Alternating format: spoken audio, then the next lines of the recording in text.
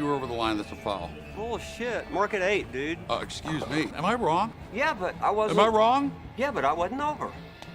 Give me the marker, dude. I'm marking an 8. You're entering a world of pain. Walter, man. A world of pain. Your partner. Has the whole world gone crazy? Am I the only one around here who gives a shit about the rules? Mark at 0. You think I'm around here? Mark at 0. Am I the only one around here who gives a shit about the rules? Oh, Julie, what a special day to have you on our program. I've dreamed. I've had like dreams about a day like this to have you on the show. You've been vision casting for years on this show for this exact moment, and so the floor is yours. What say you about January 6th or James Comey? I don't even know where to start. I don't know where to start, Julie. I'll just let you choose your own adventure. James Comey or January 6th? I'm going to start with something first personal to you, because this is the first time I've been on your show since what happened to Charlie. And I want to commend you, my friend. You have done your friend so proud. And I can't imagine how tough it has been for you, for Jack Posobiec, my other friend. But I just want to say on behalf of myself and all of your friends and viewers, how much we appreciate you continuing to soldier on through your own grief and anger. So I'm just proud of you and proud to be your friend. And we know that Charlie would be loving this moment as much as we are. Yes. I thought about him Julie, last night. Julie, can I just say, like you have to turn bad energy into good energy. Otherwise, it just stays bad energy. Yeah.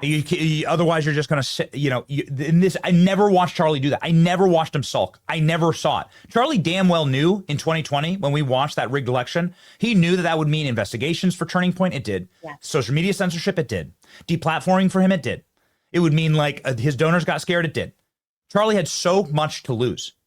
And I never saw him downtrodden. I never saw him demoralized. I never saw him weep or blubbering in a pile on the floor. Never. In fact, he would take us up and he would say, we go 50 times harder. This is a challenge from God. And so it would be actually disrespectful to engage in that kind of behavior right now. We go 50 times harder now. We do. And I thought about him last night. I was on his show quite a bit, and I was looking back and how generous he was, just like you, just like Jack Posobiec, Tucker, and others. But he covered my book when it came out in January 2022, and he had me on a show for a half an hour. And that's when J6 was still no one would touch it. And he was so courageous. He did not care. He felt in his heart that these people were being mistreated. That's why we worked on J6 pardons together on behalf of the president. And he really knew deeply how wrong everything was and how suspicious it was. So again, to get back to, he would be grinning that Charlie Kirk smile ear to ear, loving it. We would all be celebrating today. And I do think that this is part of making sure that we live up to Charlie's legacy, and those who are trying to tear down our country and destroy it are held accountable. And that's why this Jim Comey indictment, I think, is a very important first step towards that. Because yes, he is one of the most malicious, vengeful, vindictive, destructive people that has ever served in government. And he is getting only a taste of what he deserves. But again, this is a good start. So is there going to be any defense here? According to John Solomon, they have a number of insiders who have turned against James Comey and will have primary source documents saying, no, he authorized all these clearly illegal leaks. Then he lied about the illegal leaks. Now, James Comey being an illegal leaker, we already know the 2019 DOJ report confirmed that James Comey illegally leaked internal documentation against FBI policy. So that's not even up for question. That's already been exposed. But then lying to Congress, of course, is a crime. Correct. So I was heartened to see the obstruction of Congress charge. Now, look, there also can be what's called a superseding indictment. And this is what they did to President Trump in the documents case. And of course, we saw this over and over in January 6 cases. So this is a start. They could, the DOJ, because we know how controversial this was. We know that there was internal resistance. at the Eastern District of Virginia U.S. Attorney's Office, just like we saw in the Southern District of New York in dismissing the Eric Adams case. So Attorney General Pam Bondi, Deputy Attorney General Todd Blanche, everyone is up against, on our team, up against the systemically corrupt establishment DOJ that was trying to sabotage this indictment moving forward. And luckily, the U.S. Attorney Eric Siebert, his number two, Maya Song, who used to work for Lisa Monaco and was moved to that office in October. And of course, we know Jim Comey's son-in-law, Troy Edwards, was also in that office. So luckily, they got the indictment in right under the wire. And so there could be more charges against Jim Comey. We know that there are other investigations pending for some of his sidekicks like John Brennan. But to your point, Benny, we know that Jim Comey is a serial leaker. We know that he lied in 2017 in sworn testimony and in 2020. He had his buddy Dan Richman, the Columbia law professor, who leaked that memo about the discussion with Mike Flynn with the president in February 2017. Richman leaked that memo to the New York Times. Richman was a special government employee at the FBI. He was there solely as the conduit for Jim Comey to get away with leaking to the media. And that was especially successful after the president won. Dan Richman did testify. He was subpoenaed. He did testify to the grand jury in the Eastern District of Virginia earlier this month. I think that was one of the charges that the grand jury did not bring. But certainly this is not good news for Jim Comey. And I've heard that the evidence against him is very strong. We know that it is. So we'll see what happens from here. Very quickly before, and it's interesting that you name drop Mike Flynn because he's on, he just entered the green room, so he'll be up next. So you're setting up a beautiful conversation there.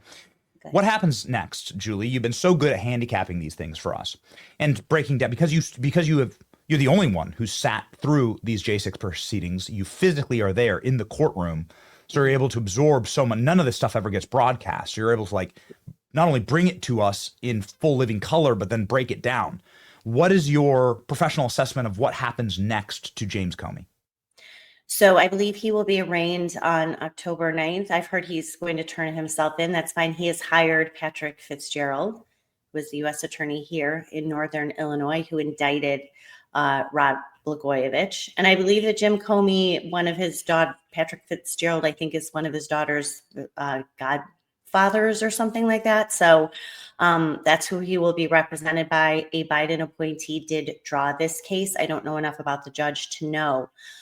So we'll just kind of have to watch the docket from here. But I have heard from sources that, again, and what the president said, I believe this morning, is more indictments against other bad actors are coming. The investigation into the corrupt deep state is ongoing. And I'm certain that people like John Brennan, who so brashly go on MSNBC and play the victim, and there's nothing there. I'm sure their knees are knocking a little bit this weekend, and they put their lawyers on speed dial because this is, and I want to commend the team who did this, the FBI investigators, the president who really pushed this, and then, of course, the new U.S. attorney there. I mean, do you foresee prison time for James Comey? I do foresee a conviction here. I mean, it will be tough because this is still sort of in a blue area in Alexandria, Virginia, that sort of jury pool. I wonder if he'll try to move it out of the Eastern District of Virginia. So I don't know. He'll play a lot of games. He's got a very good attorney, Patrick Fitzgerald. They know the system, those two, better than anyone. So, but I do think that it's pretty obvious. He will at least get a conviction on that false statement because we know that it's false. And we know that James Comey is a liar, an inveterate liar, and he has lied under oath, just like so many of his associates. And Benny, I think that's why this indictment is so gratifying. We are so frustrated at watching these bad actors get away with crimes such as perjury when others did not.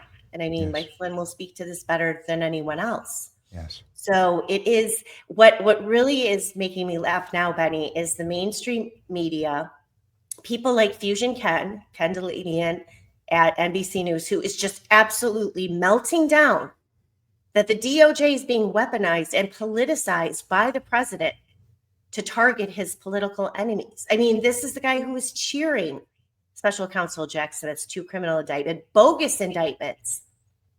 bogus indictments against the president and his associates, Steve Bannon, Peter Navarro, everyone who is hauled before that grand jury in Washington, D.C., 1,600 Trump supporters who protested Joe Biden's election on January 6th. And to see the media now so dishonestly claim that this is unprecedented.